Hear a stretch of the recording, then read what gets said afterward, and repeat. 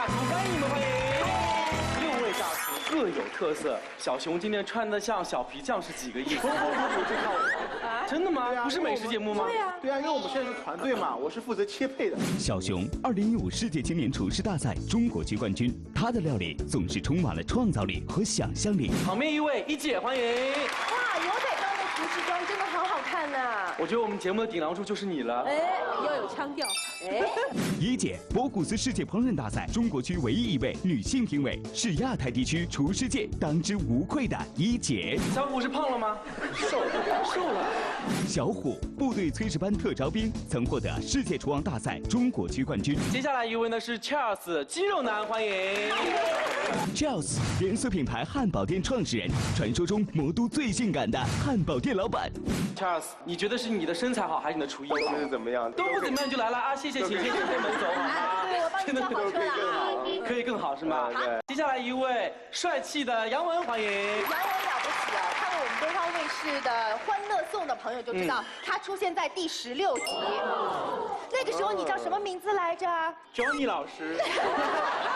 杨文，人称美食设计师，2015中国餐厅大奖新锐名厨。他认为厨师是世界上最美的职业。Mary， 欢迎。Mary， 今天来到这个场子会有压力吗？一直有压力，来自于各位老师。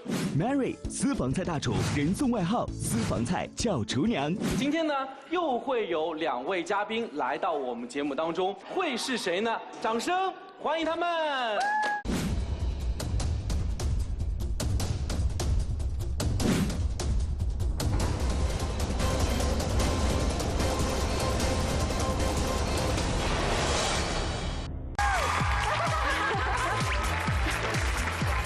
雪一片一片一片，拼出你我的缘分，我的爱因你而生，你的手摸出我的心疼。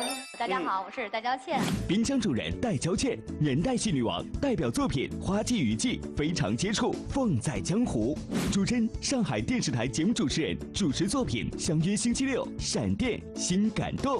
给大家带来一份小礼物，我女儿的诞生礼，安心小格格。对。祝大家一切顺顺利利的，小小的心意。所以呢，因为他送诞生礼，我送的是我的纪念版的 T 恤，我马上脱下来送给大家。2位呢是新手爸妈，觉得带孩子辛苦吗？太辛苦了，其实我3个月瘦了快30斤，我生孩子重到134、135，我现在差不多102，我觉得这简直不是你们男人能够体会的，所以你一定要对你老婆好。对，真的，我这点特别能够有体会。这不是你也累吗？当然，我8个月胖了25斤，因为是老婆吃不掉的东西，我们负责全部都自己吃掉。你老婆是母乳吗？母乳一段时间，后我来就也是母乳了一段时间，后来就没有了。而且我据说母乳的前期也不是那么顺利，对不对？我本来说我不喂奶了，当看到他那一刹那，我觉得责任太重要了。我的女儿需要这个，因为吃母乳的孩子比吃那个奶粉的孩子，他抵抗力要好。对，我老婆其实，在喂奶的这个过程当中也吃尽了苦头，因为开奶啊，这个整个的过程对女人来说特别痛苦。就是我看到她紧紧就手抓着床单那种状态，我心里面看到好痛。要掌声送给新妈妈！来，2位入座。欢乐颂第16集那位在哪里？你好，我是《情深深雨蒙蒙》第13集，小时代1 7分钟，小时代3第14分钟的时候出来过2次，大家都认识我。现在是群演间的交流，不是，因为是大家一起，就是有看过的戏，总得说也真的熟，明白？要不然大家彼此不认识。大家好，你演过什么？看你样子也。打他的酱油啊！熊猫是按照他的原型来，感觉怎么样？当时出道的时候是不是有小张柏芝之称？有的。那你有小张柏芝，我有小刘德华之称。也没有进那个。刘德华都说他长得很像刘德华。后来我觉得活在别人阴影下面，还不如自己去唱自己，对不对？后来我就接拍了《情深深雨蒙蒙》，这个到最后，对吧？我们来看看身后这个迷你的冰箱是放在家里的吗？这个是我带去剧组的，因为剧组的盒饭不好吃啊。对，那你也自己做？我妈妈跟着我。对。啊，你不知道的吗？不知道，确实不是影视圈。这个厉害了，这影视圈都知道。他为什么要一直跟着你呢？因为我其实从10几岁就开始拍戏，我小时候反而我父母不跟，就是有一次在剧组我们吃盒饭，吃了集体中毒了。真的是中毒？对。吃什么吃坏了？吃海鲜？不好意思，我们这个剧组盒饭人一天的标准是25块钱。1天的标准？对。3餐？对，25块钱。那么你想再过一下水，对不对？总得有人拿点回扣吧？可能一天。这种秘密你也要说出来？可以说的，可以说。好单纯啊！只是以后上戏比较麻烦了。然后就那个估计大概就20块钱吧。那么可能一个盒饭的成本就5块6块，你觉得他会给你做什么好吃的呢？然后再有一次我尬戏，我同时好像跟岳琼丹拍《欢喜婆婆俏媳妇》，然后尬着2部戏，我突然就是尿血了，累到尿血啊！便血这个事情很严重的，我妈不舍得了，所以就一直跟着你。我妈跟了我很多年。那她就做给你一个人吃吗？还是做给所有人吃？我们就是看通告单，这个点朱桢还跟你还在拍，妮妮也在，陆毅也在，然后就算份数。哪些明星你妈妈做哪些菜，特别是为了他？比如说吴奇隆，龙哥就喜欢吃妈妈的冷面，因为台湾人跟上海人的口味有点接近嘛。对，据说那个演《永不瞑目》的那个陆毅也吃过你妈妈做的菜。是啊。他爱吃的是哪道菜？红烧肉。他已经那么胖了耶！他就是那个戏，后来吃着，你知道吗？就是突然有一天他跟我说，他说：“妹妹，我不吃了，胖了。”哎，我跟你说，陆毅他有一段时间是跟黄磊拍戏，他就说管住自己的嘴是减肥最好的方式，运动还不是这个最好的减肥方式。走了10万8千里路了，猪八戒还那么胖，你就想想看好了，就有很多的戏。吃的是素，关键是。我的百日宴有朱桢不是过来主持吗？从此之后，朱桢是我妈妈心目中觉得，哎呦，这个小女很好的。娇倩她在百日宴的时候，她说了几句让我印象深刻的话。她首先说，爸爸妈妈能够把她这样养到现在，非常的不容易，所以她懂得感恩要回报。她还讲一句很实在的话，说：“妈妈，你记住啊，家里所有的钱都是你的，包括我老公的。”作为一个女人来讲，我觉得就特别的。有孝心，圈里都知道我很穷的，然后签合同的时候，大家都知道我不打我卡的名字的，都是给我妈妈的。给家长钱，家长为了2种感觉，一种是成就感，一种是安全感。妈妈开心在这里。他已经成我妈妈心目当中偶像。对，这2天天天回去就，哎呦，朱桢这个小孩好的。不是你这样说，感觉我有破坏你们家。现在你所有的钱都在你妈那儿，朱桢又对你妈那么好。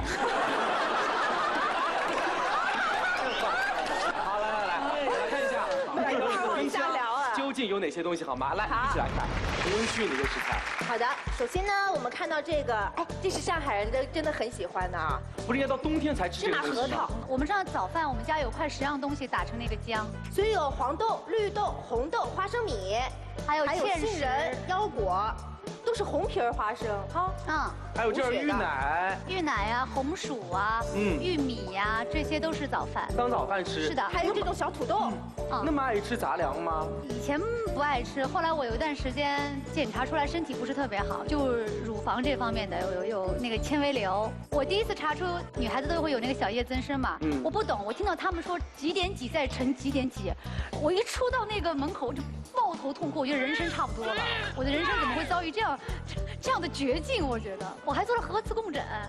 一般医生让你去做核磁共振，就说明会有一点问题。说纤维瘤，我吓一跳，医生就建议我吃杂粮。所以用饮食方面能够去弥补掉一些这些问题。我觉得现在缩小了。哎呀，没有动刀，我动刀了，我一直后悔到现在。你也有？对。别难过，因为不是经常有人看得到你。这个，因为大家如果都说一些这个，我感觉我不说，我人生很单纯的样子。我跟你讲，你有的，你脱发。不是，这个脱发就算。我高3的时候还吐过一场大血呢，差点3张病危通知单。是因为复习吗？太累了。不是，是因为没有那时候高3，血管脆化，当时我差点死了就。对，没关系，老朱今天在我们节目里面好好补一补。对，来看看，这也是戴超健他们家里面的东西。这做的好，上海的菜饭。是的，我爸爸今天早上5点钟爬起来做的菜饭，居然用的是这个卷心菜做的菜饭。上海不是都用青菜做的吗？用豇豆也可以做，用卷心菜也可以做，有扁豆也可以做，都可以的。可以试一下吗？可以，可以。节目组的那个导演让我爸爸说叔叔，你晚上做好了，第2天带过来就可以了。我爸爸说不行，他说这个一定要早上做，是新鲜的。不是说好是他们做菜给我们吃，怎么是我们带饭菜给他们呢？礼尚往来是有互相的那种是吧？啊，戴小倩的妈妈是料理高手，因为爸爸烧的，爸爸你说的也没错，他妈妈其实烧的也很好。我妈妈烧的比我爸爸好。他那个卷心菜有股甜味，清香。然后来做这个菜饭的话，整个味道就是饭里面都有卷心菜那种香味在里面，然后放豆瓣会很糯的感觉。你们有吃到豆瓣在里面啊？因为那个豆瓣的这个季节的话是没有的，所以有可能爸爸就说在春季的时候他就把豆瓣剥好以后冷藏啊或者什么，所以说这是他们家的一种特别的味道。啊，好了，我爸爸今天要膨胀了，看了这节目，现在你肯定在膨胀，单先生，你在膨胀。刚刚我们看到还有红薯，这个红薯哦，我们戴小倩说了，她一般来吃就蒸一蒸，对不对？那么还有其他的做法，可以做出更美味的料理吗？6位顶大厨，谁认领一下？我来。一姐，我把这个红薯交到你的手上，请来到料理区。一姐准备好了吗？准备好了。 5分钟倒计时开始。我想问一下，除了红薯之外，你还选择了哪些东西？还拿了一点冰淇淋，还有巧克力。我在怀孕的时候太馋甜点。在怀孕的时候，其实冰淇淋是一个，其实也是一个很健康的。虽然说怀孕的时候可以吃冰淇淋，我没敢吃啊。有很多老的人说是不可以吃冰的东西，不可以吃冰的呀，对呀。但是其实冰淇淋啊这种有带奶制品的，其实还是很健康的。早说呀！那老年人还说一定要坐月子呢，其实在国外很多人不坐月子。但我们体质不一样，体质不一样。一姐现在来得及吗？2分58秒。来得及。哦，这个太真实了。不要跟他打岔，你不要跟他打岔，这样他会扰乱他的思路的。对，哎呦，我这个武器真的是很高级嘛，姐。一姐买给他儿子的礼物。他问他儿子要什么礼物，他儿子说我要一个搅拌机。一姐，你儿子是很喜欢料理的吗？对啊，他每天晚上要深夜。哎呦，女强人啊！这是什么呀？这液氮。快速冷冻，这是真的是，哎呦！刚才你看到吗？整个拎那个液氮的时候，她是女大厨呀，感觉像锅炉厂工作的，还剩2分07秒。好。所以你是把冰淇淋和红薯混在了一起。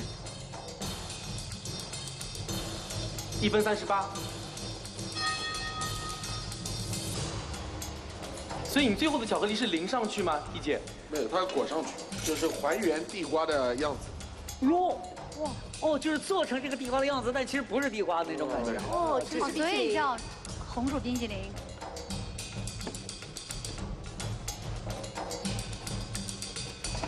哦，这个很有感觉啊！1分07秒。其实，在家里面如果没有液氮的话，也可以做，就是说你稍微慢一点，然后放在冰箱里冻一下。40秒。哎呦，还来了！8、7、6、5、4、3、2，恭喜！没想到哦，抢秒啊！这个最后1秒钟完成。是。来，一姐，请把你的作品端给我们2位嘉宾，掌声送给一姐。厉害！哎呦，真的是仙气儿的。王母娘娘。真的是这一对和谐疯了。看我要演哪吒了。这个是吧？应该是尝一下啊，你们也可以吗？一道吃。哎，这有点像我们小时候挖那个嘎楞。那你不要动了，你不要动，我帮你弄好了。啊，对，哎，都是这么一块呀。哎，我想问一下啊，这个甜品有没有名字啊？一只红薯冰淇淋。一只红薯冰淇淋啊！还敢不敢再普通一点？我帮你起个名字，叫心有所属，怎么样？可以，对不对？因为啊，它有鼠的样子，但心是不一样的。数你最红，好不好？再改个名字，数你最红。我想问一下，是不是你生完孩子之后第一次吃冷饮？我是因为坐的双月子嘛，所以我还挺注意的，冷的什么一切都不吃。今天是第一次开戒，吃冷的。太棒了！不能不说，这个心有所属啊，是对你整个满口的牙神经啊，是一个非常大的刺激。我小时候我记得我最高记录啊，1天7根紫雪糕。家里人不管吗？这样吃？我爸跟我说过之后我不听，我就继续吃，因为没有赚钱的概念。后来我爸爸就通过这件事情，给我策划了一个暑假打工。我爸爸那会儿自己开一个公司嘛，他就给我弄了一个冰柜，让我去当一个小小的冰柜组长。我爸说你就在这儿。这个利润呢，赚的钱呢，就给你当那个暑假的零用钱。我那个时候13岁，我爸就给了我一辆自行车，只能放2箱，前面1箱放在兜里，后面一个用那个夹子夹在后面。有的生意好的时候要跑3次，哇！所以我对这个冷饮的概念特别的清楚。我知道我最希望别人吃的是3色杯，因为3色杯我的利润是1毛5分。哎呦！我最讨厌别人吃盐水棒冰。没什么利润。对，我只有5分钱的利润，所以我觉得也是从那个时间开始，我知道啊，爸爸妈妈赚钱是不容易的。所以那个暑假是我人生当中最充实的。主持人不要哭，听到这句。没有，是哭。突然眼睛湿润了。我其实是在感动，就是说想到我小时候啊。你小时候故事吓死我！我留些故事。我那时候是也是冰淇淋味道怎么样？回馈一下我们的这个一姐好吗？我觉得不是特别甜，我觉得综合指数特别高。那好不好吃呢？哎，看到吗？吃光了。所以5分钟挑战，2位认为成功吗？成功吗？特别成功。哇，谢谢。好，接下来呢，我们继续来看一下我们戴娇倩的冰箱里面还有什么。好，一起来看。哎，陆叶，他们家冰箱一直放着一个这个小黑板的，上面写的各种干烧大虾，对，还有炒鳝鱼、干煸扁豆。请问一下，这些菜都是谁要吃的菜？是我爸爸在我怀孕的时候，给我不断的换口味嘛，他就把我喜欢吃的一些菜全部列成一个菜单，其实更多，有20多个，每天就是我也不用跟他说什么，我想吃什么就勾一下，因为他早上6点就买菜了，我勾一下，当天晚上他早上看到了，他就是按照这个去做。哦，我们看冰箱里面还有什么？1、2、3，走。我们家自己地种的猕猴桃，然后那个苦瓜。是这些吗？啊，对，这个是苦瓜。对，阿姐，你们家也种苦瓜的，很小。哎，这个在菜市场真的不太会有人买哦。对的，觉得卖相很不好看。自己摘下来的这个就是这个南瓜。哦。我们家是自从有了安心之后，就是马上它到辅食阶段了嘛，就是怕小孩子吃的不好。对。自己种了菜之后，很放心，而且猕猴桃都偏小哦，如果自己种的话。我带了一个平时我们吃的猕猴桃和我们家种的，你们可以比较一下。对啊，这个好像好干瘪。对，觉得是可能是不好的东西。但其实是最好的，是这个。真的是很好，而且吃口也很好。谁负责种这些东西？你爸爸？没有，因为是我先生是浙江人嘛，我们在浙江就自己有地，我们就叫一个人，就是一个农民。不能再透露更多了。朱桢的眼神好像从你妈移到你先生。第一层我们都看到，还有一些是这种宝宝的辅食。是的。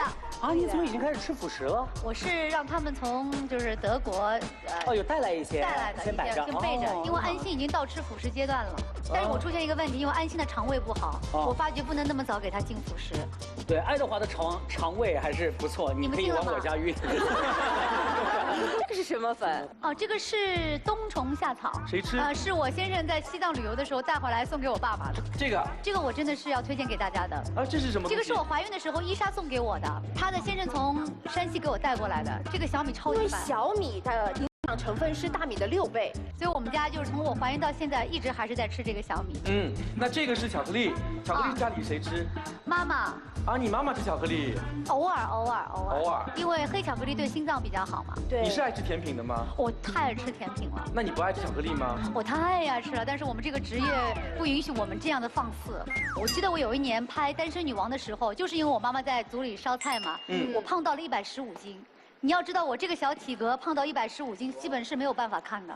我妈妈说：“你确定你要做这行吗？还是说你要离开？你也跟我说一声。”她说：“作为一个观众的话，不愿意看到这样的女演员。因为我爸妈还蛮严格的。她说我一定会换台。哇，每句话都是直戳心尖啊。然后我这戏有的时候，比如说演的不好，我说爸，这个戏怎么样？哦，不好意思，我已经换其他台了。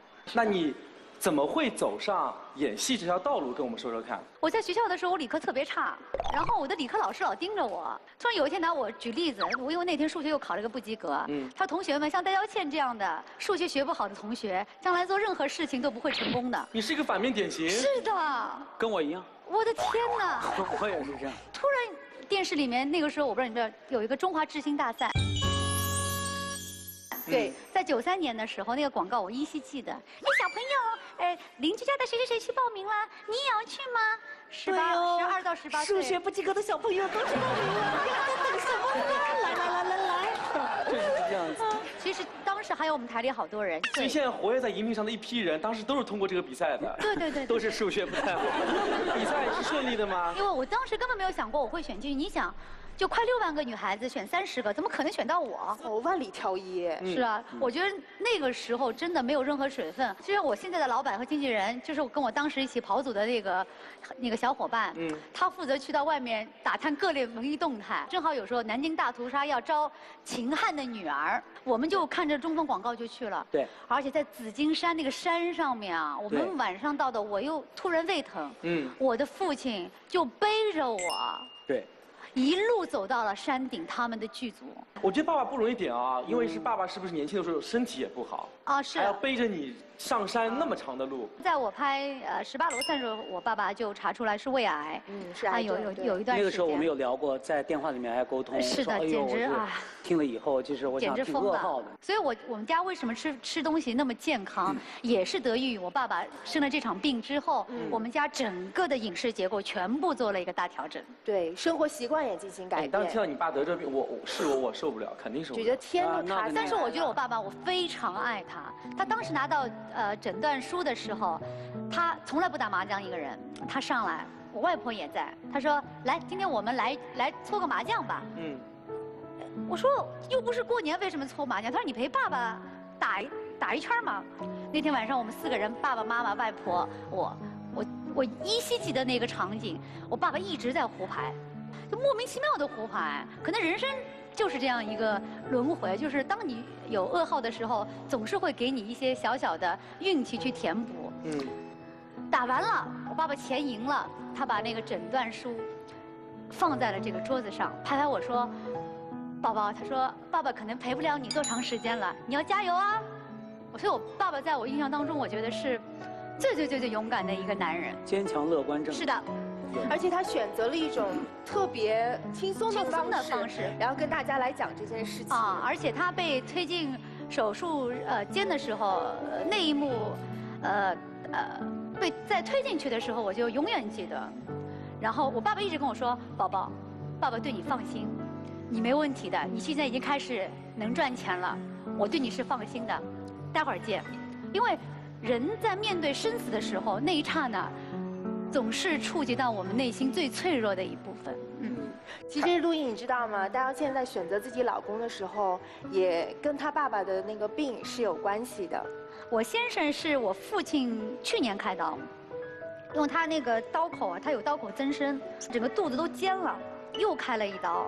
我那会儿正好在横店拍戏，我赶不回来，就是我的先生，那个时候一直代替我陪伴在我父亲的身边，然后给他端屎端尿、擦身体，别人一直以为那是他儿子，后来不是，而且我们那个时候还没有确立任何的关系，对，追了他10年，连恋爱关系都没有确定吗？是的，我就说，就是这点打动我了。你老公是个脾气特别好的人吗？特别好的，而且很老实，不善言辞。我的百日宴有朱桢不是过来主持吗？有请他先生过来说2句开场白。对。各位吃好喝好，回家路上小心安全。是的啊，我先生说，他说朱桢不让我说了，其实我还想说，大家过马路红绿灯的时候要互相搀手。我说你不要，还好你没说。对。他先生很操心，很注意任何细节，就是很体贴大家。在哪儿认识的？他是投资方的朋友，他是来探我班，就一眼就喜欢上了我，就是这样。那你当时？而且他当时不认识我是谁。他第一次跟我就是说的时候，他一直在掰自己的这个指甲大拇指，因为什么呢？他大拇指是坏的，翻开的，压坏了，是黑颜色的。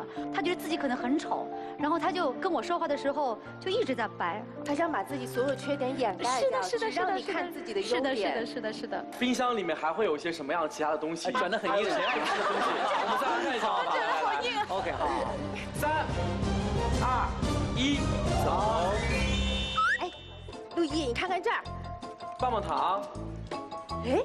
对，有人像的棒棒糖。这给谁准备的？这是我的影迷会的小朋友给我准备的，我一直不舍得吃。对。而且我的影迷都是从，因为我拍戏很早嘛，也是跟我一起成长，从10几岁开始一直到现在都当妈妈了。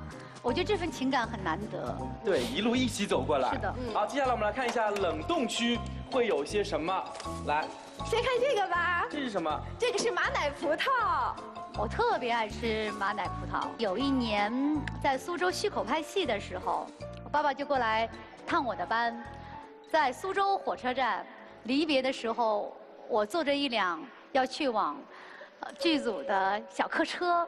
我爸爸把我送上去之后就走了，小客车要人满才开嘛。我突然看到一个很熟悉的身影，满头的大汗，咵咵咵咵跑过来，全都湿光了，什么都没说，然后把这个马奶葡萄哗一下就放到我的手里。我还没有愣过神来，等我父亲走远了，我再一看，那是我最爱吃的马奶葡萄。我想，在这个世界上可能只有父亲。他会做这样一件事情。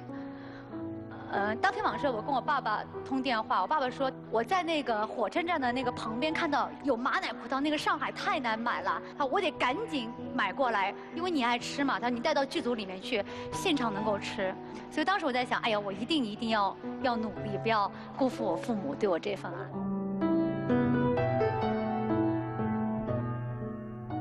我爸爸妈妈基本是长期分居，为什么？因为我妈妈跟着我拍戏，我爸爸就一个人在上海。经常那个小区里面的人都说，我们经常看到戴耀宪爸爸那么多年就孤零零的遛着一条狗。你有没有觉得你父母啊大半生的时间都花在你的身上？有这样的爸妈很幸福。对，爸爸对女儿那种感觉是，很多的东西都放在心里面。是的，所以我觉得我们年轻人，无论是谁，我们一定要知道，就你奋斗半天是为了什么？我爸爸妈妈开心，我就比什么都开心。你比如说朱桢那天百日宴，他把我爸爸妈妈照顾得很好，我特别高兴。所以朱桢他踩到了我的弱处。我们这样没走到一起，如果走到一起，我也可能会照顾家人，因为我现在我老婆自己家里面长辈，我其实到现在大家都有联系，因为我觉得家人最在意的是时间。我现在接节目越来越少，更多的就陪家人。是的，娇倩怀孕的时候就不接戏了，陪伴家人。对啊。朱桢呢是太太怀孕的时候，她也不怎么接工作了，甚至就陪自己太太逛遍了上海所有的公园和商场。啊，逛花展，全部都是我最不愿意去的地方，就是陪着去。陪着去嘛，就基本上心情好嘛，自己少受点罪。对。我们再来看一下冷冻的部分哦，一直拿2块肉也冻死我了。马奶葡萄冻死我了。牛肉是你爱吃的还是家里人爱吃的？我喜欢吃牛排，我就7分5分都可以。5分也可以。你怀孕的时候吃牛排也5分啊？我就是怀孕的时候嘴馋吃了1次牛排拉肚子，9次，我的天！拉了9次那一天，天哪，太危险了这事情。会不小心就滑胎的，你知道吗？所以我害怕呀。还有什么？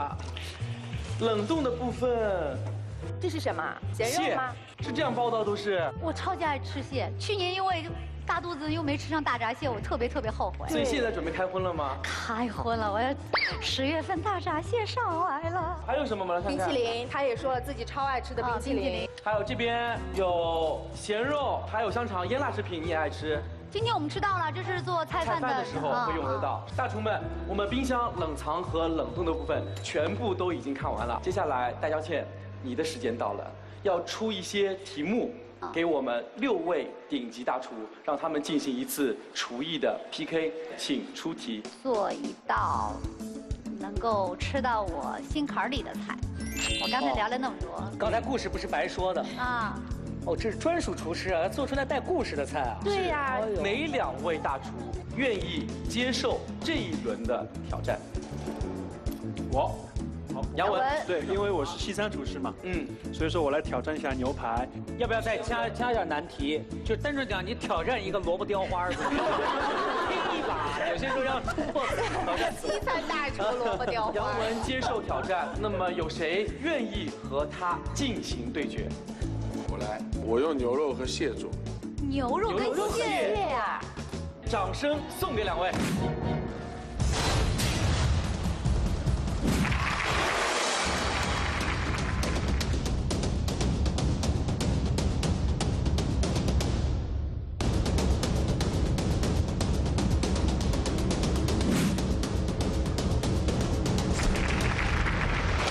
第1回合 PK， 我们的主题是能够吃到心坎里的料理。2位大厨，你们的菜名分别是什么？杨文，格格驾到。哇，好名字。小虎，谢谢你的爱。哦，你们烹饪的是螃蟹，谢谢。两位应该是主持人吧？很会起名字，未来孩子不用担心了啊。好，15分钟倒计时开始。首先问一下我们的杨文，你选择的食材有哪些？我选的有辅食、牛肉、自己种的蔬菜。哦，辅食你也用上了吗？对。好，接下来问一下小虎，你用的食材有哪些？我拿了蟹和牛肉，还有牛奶。哦，这么简单。杨文有面包，他可能是做跟三明治或者汉堡之类有关的吧。小虎那边还看不出在干嘛。小虎现在他把那个麻油，我也爱吃麻油，麻油这个多香啊！你是不吃麻油？我吃的，我说它怎么会放那么多？小虎很喜欢用麻油去炒菜，应该是把那个哦，有直接用麻油炒菜。对，其实麻油做菜那个很香很香的啊。但是健康吗？健康吗？健康的，健康的。就不用食用油了吗？不用，不用了哦，直接拿麻油带。他现在把那个大蒜和那个葱放进去，把那个油一起煸香。我已经闻到香味了。对，麻油的味道。那个杨文他把黄油涂在那个汉堡包小的汉堡包上面，然后那个小虎这边他把那个蛋黄给撩出来，然后牛排也在准备。有可能是牛排在蛋白里面先腌一下。还没看出道道来。可以嫩肉，可以就是一般像。对，因为蛋白能够让肉变得更嫩一些。但是我觉得小虎这个肉也其实是不错的肉，也不一定要再腌制。对呀。所以它是炒蛋。就是把牛肉还有蛋白，还有加了一点点牛奶，然后做一个芙蓉蛋。好，小熊，这两边你看到目前为止啊，你对谁更期待一些？孝利这边。为什么？孝利做了一个芙因为蓉。孝利做的东西我还不知道他做的是什么，会期待未知的嘛。说真的，就是因为我更懂汉堡这一边，他这个汉堡应该是我看到成本很高的一个汉堡了。成本很高的汉堡。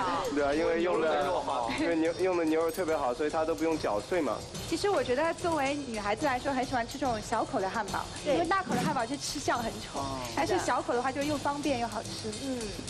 其实现在的菜啊，要讲究创意也挺重要。就是吃的时候不仅仅是在吃它的味道，还有一些想法在里面。哎，有些是混搭呀，都是。对啊。你说蟹跟牛肉，我真的第一次看到。10分25秒还有。小虎把那个蟹放在那个弄好的那。厨师啊是在做饭菜的时候啊特别有魅力。他放在那里焖。而且爸爸要是厨师的话，特别幸福。所以杨文的女儿应该是很幸福。你知道吗？但你错了，杨文女儿不太吃他做的菜。没有时间这样子压。哦，对对对。就是杨文这边最后开始用那个黄油，再就是加一点料，因为黄油的燃点比较低，所以它在最后的时候就是用会比较好掉鲜。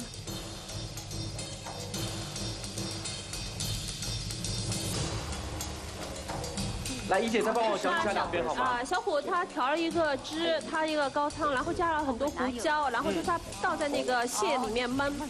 香的厉害。很香，会快一点。它如果收干了，差不多就蟹好了嘛。好。杨文这边其实刚才这个牛肉它是用橄榄油，然后盐、胡椒粉和 rosemary 简单的就是 season 一下。调味一下，因为其实对牛排好的牛排来说，它本身的口感很好，只要用盐和胡椒就可以了。所以像一姐说的，越好的牛排越少的调味料。对对对，对不对？是的，是它的原汁原味。真的是，它整个在烹饪过程当中各种有耍花活，你看到吗？刚才那个东西，哎，这个不错哎，它的感觉，它特色。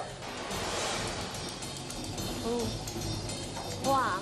是小虎这边香呢，还是杨文这边香？混合在一起的味道。这是混合，我觉得混合。对。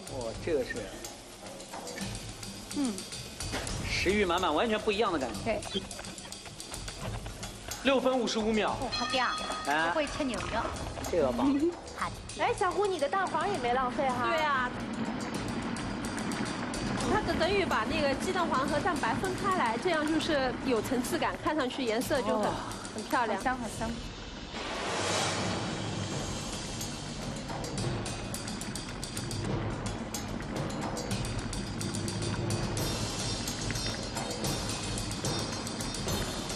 6分钟，好像已经是跟接了是吧？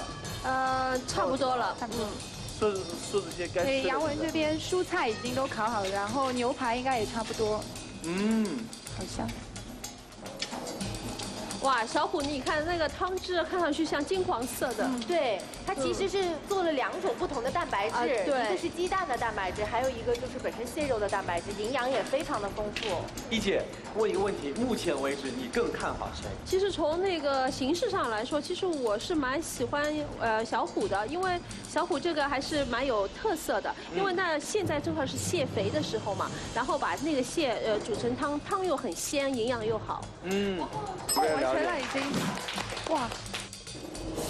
哇，还有它薯条里面加了一些白松露，就是有点松露的那个味道。哦。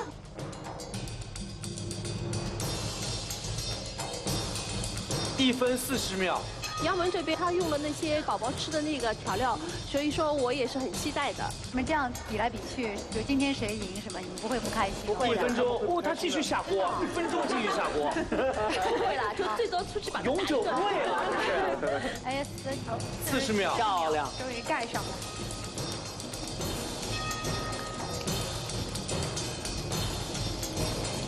哦，30秒，起香的。有一点油，他把那个油抖在这个上面。 20秒，不到最后1秒不停。不交卷对吧？杨文这个成本太高。对，能有点缀的就交给。好，完成了，厉害！小虎把你的作品颁给2位我们尊贵的嘉宾，掌声送给小虎。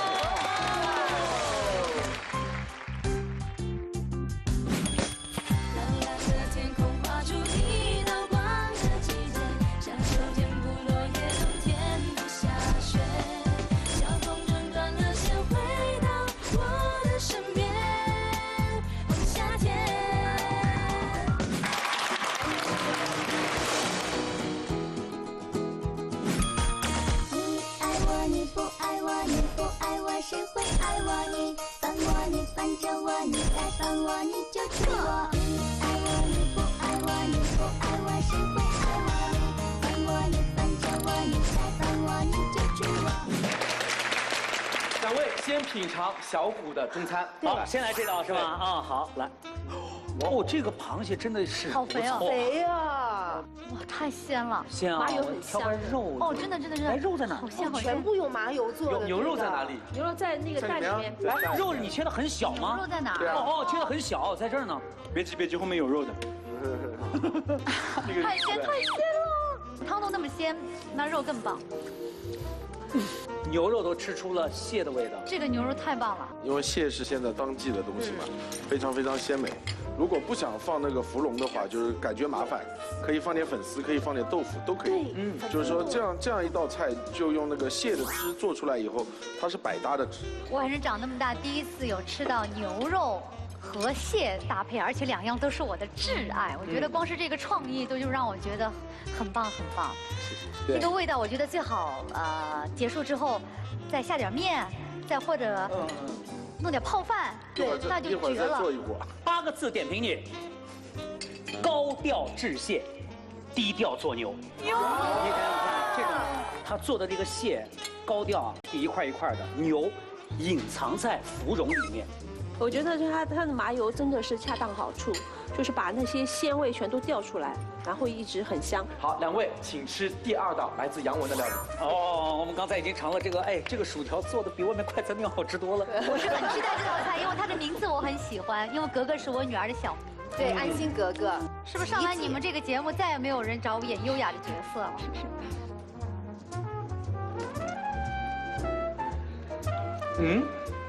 是肉不够嫩吗？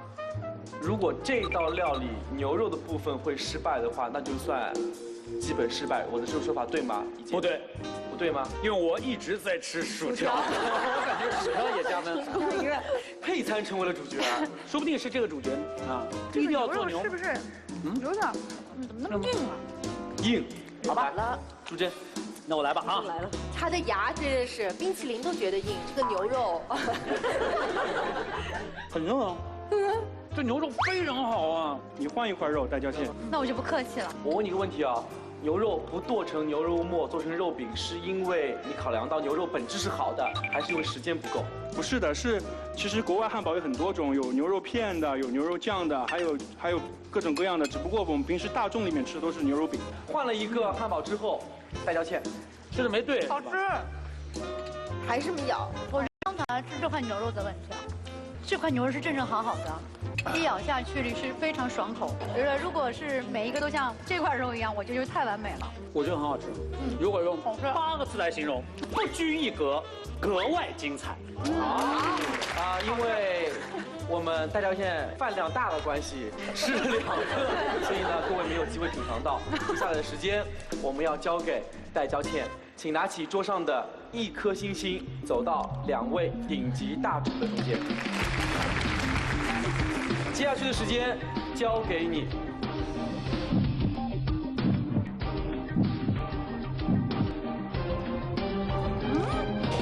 恭喜小虎，谢谢。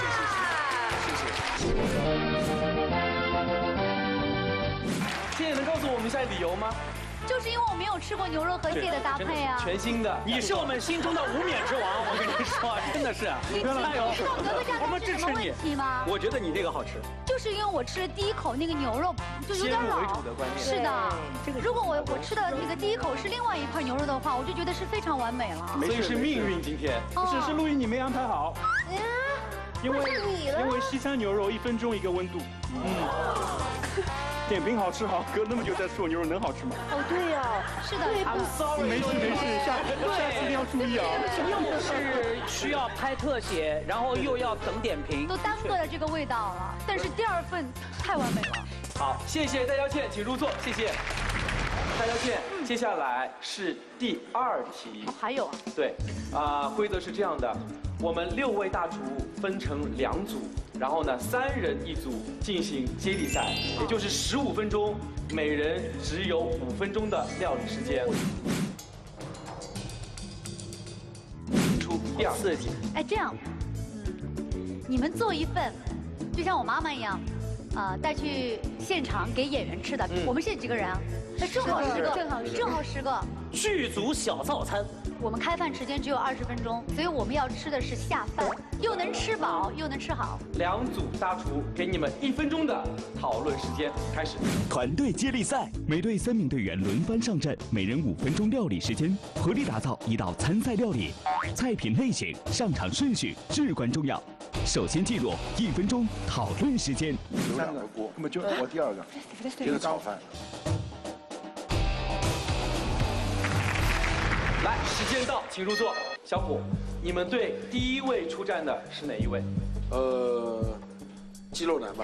哦，杨文，颜值男我。颜值男是你？不是小熊吗？我是巅峰。是疯癫姐。这样子啊，第1位出战的要为全组拿需要的所有食材在冰箱里面，掌声送给2位。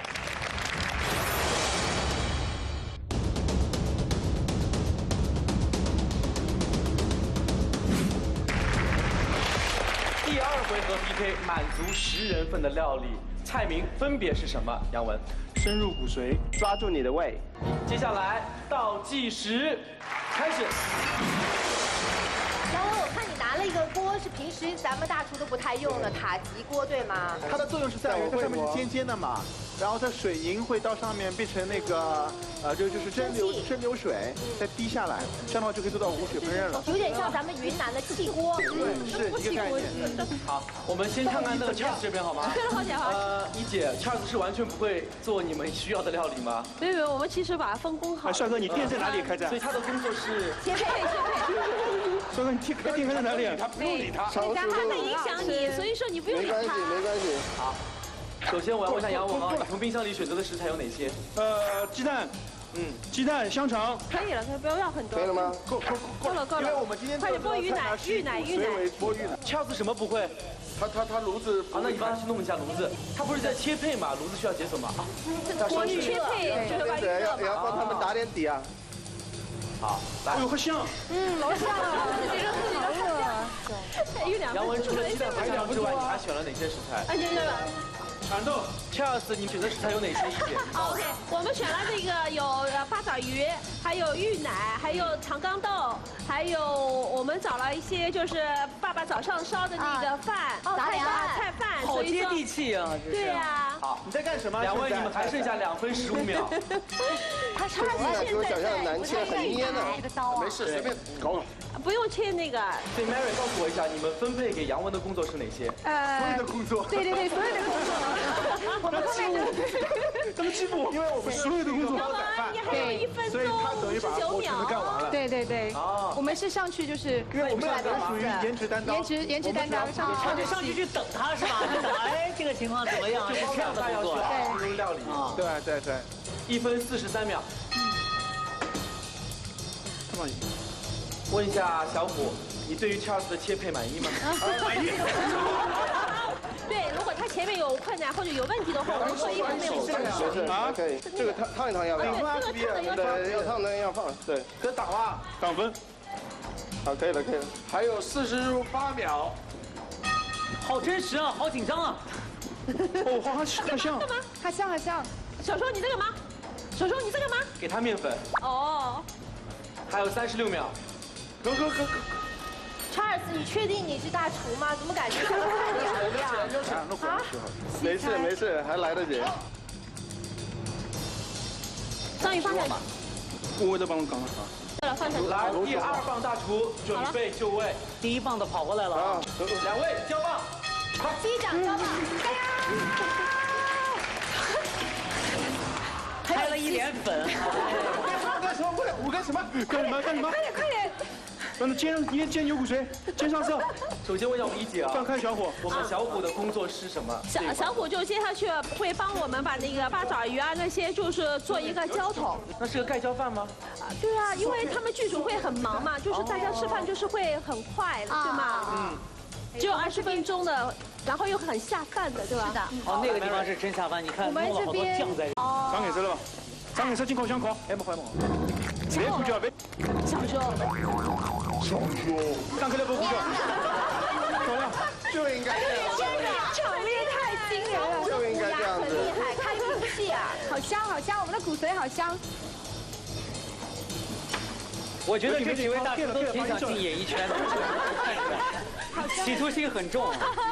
我们这边现在很高级，要用保温杯做一个温泉蛋。水烧开6分钟到7分钟，里面是溏心蛋。Mary， 我想问一下啊，这整道菜的创意是不是来自杨文？对，是的。所以他在全程指挥，对吗？对。好，一姐，你们这道料理的主要创意来自于谁？哦，我们是集体智慧。因为我们团队讲究的是，今天谁的菜就听一个人的，这样的话会比较的统一。哦，今天是谁的菜？今天杨文的菜。哦。哎，这个香味是什么东西的？豆瓣。哦，豆瓣。我们蚕油豆瓣香，加上鲜肉、鹅肝、腊肠。1分25秒。我们粗糙，正粗糙。你看小虎是把芋奶还加了点鱼子。哦，还有刀削面啊！刚才。那个红色的是什么东西啊？鱼子。什么？鱼子。我看小虎很喜欢用麻油。鹅肝呢？好。还有57秒。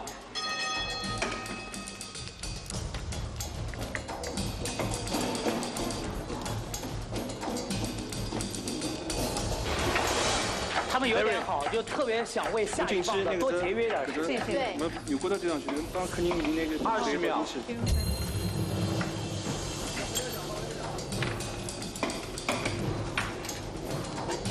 酱油呢？小虎那边很着急啊。对。10秒。第3棒选手，请就位。那个木油也可以。5、弟弟，再那个木油那可以，那个。哎呦，换人了。动作好快啊！一姐用她最强项摆盘炒饭。前2棒太厉害了，我现在就是等待。你没有事情做吗？有。唱着唱歌，我来吟一首诗。好。我们为什么想到这个骨髓呢？因为等一下我们展现的方式会很特别，让我们想到一句诗词：飞流直下3000尺，干洒热血写青春，送给演员们。心好累。如果是送给演员，不要说飞流直下，扶摇直上5000尺。对啊对啊，这里面多烤一会儿没关系的，是吧？啊，干嘛？好，杨文告诉我们，现在 Mary 需要完成的工作是什么？ Mary 需要完成等饭有锅气以后，放入调味料，放入葱花，把温泉蛋放进去，最后一步在客人面前把它完成了。好，我觉得两边是很鲜明的对比啊，一姐那里非常的忙碌，没有，因为炒饭的话呢，一定要把它炒透了，对吧？就粒粒分明，对不对？而我们 Mary 这边，你应该气定神闲。你把那个酱油稍微看看味道对不对？我觉得 Mary 在你们两位指挥之下压力有点大，真的是手忙脚乱了，开始。不会。好，撒葱花。就画了2个。均匀一点，哎，对，哎，均匀多一点，这撒点，多一点，哎，对，哎，好，关掉，让它焖个2分钟，香味就出来了。然后酱油放进去点，先淋一点麻油。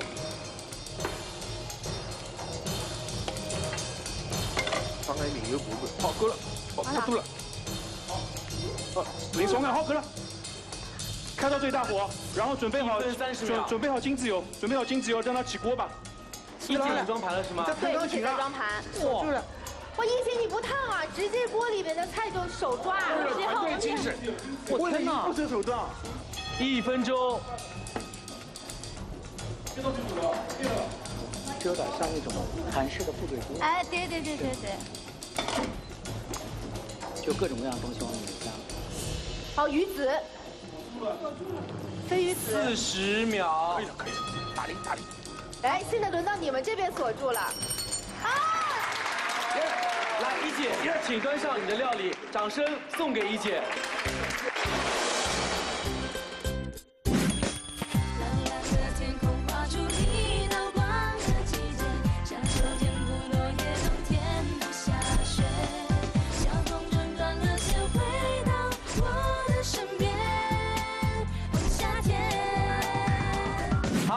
是吗？来 ，Mary， 端上你的料理，谢谢，掌声送给 Mary。牛骨髓别忘了。你不爱我，谁会爱我？你烦我，你烦着我，你再烦我，你就娶我。你不爱我，谁会爱我？烦我，你烦着我，你再烦我，你就娶我。好，两位，首先品尝的是我们一姐这边的料理。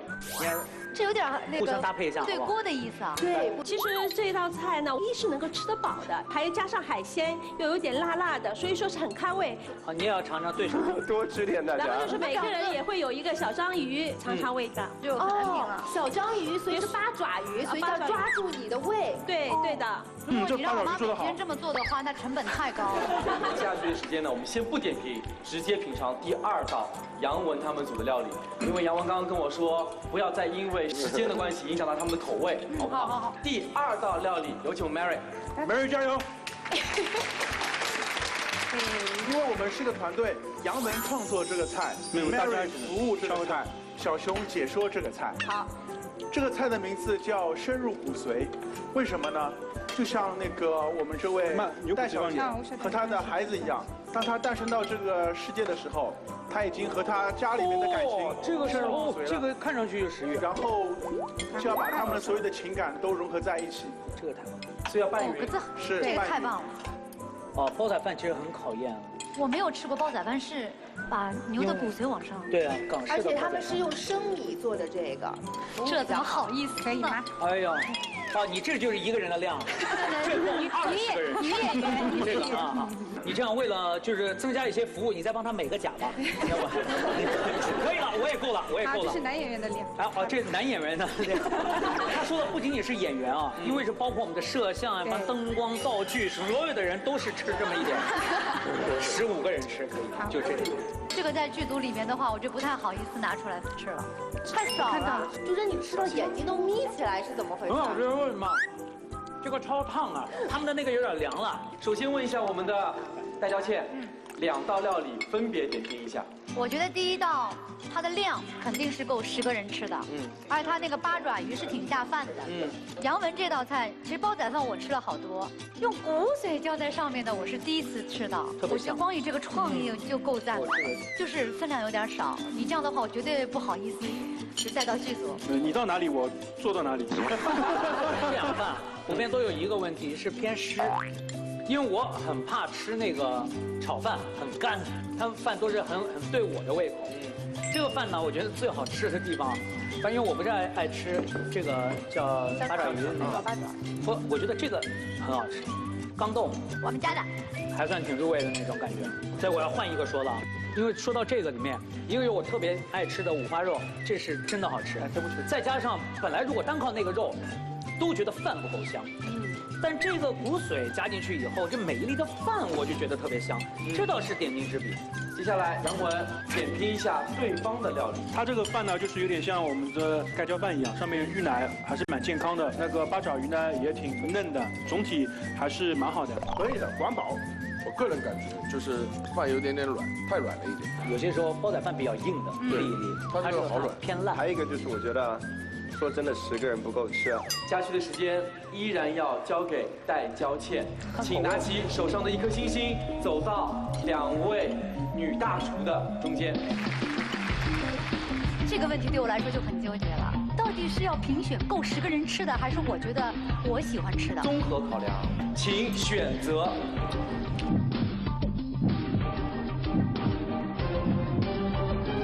给你吧。